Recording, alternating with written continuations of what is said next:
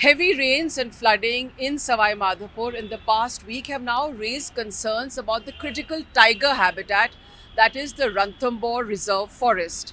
Now, there are over 70 tigers in Ranthambore, and forest official sources say that these tigers have probably moved to safer locations. Heavy rain makes it very difficult for the forest rangers to patrol inside the tiger reserve.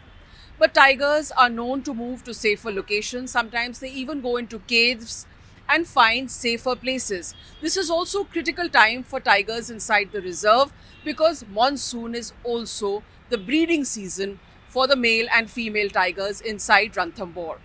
But what is also a sense of worry, a cause of worry, is if the routes inside the reserve are affected due to heavy flooding, then what happens to the patrolling?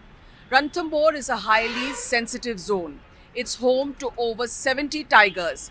And a report by the Forest Department says that 13 tigers from Ranthambore and Sariska have been missing for over a year now. Of these 13 tigers, 11 are in Ranthambore alone. But when NDTV spoke to the forest minister, he did say that these tigers could have migrated to neighboring Madhya Pradesh, or perhaps some of them could have also died as they are old tigers. But the question then remains that if these tigers have died, then why has the forest department not been able to trace their remains? Heavy flooding, rainfall, and the tiger reserve now being out of bounds for tourists and also making it difficult to navigate by forest officials raises questions about the safety of tigers.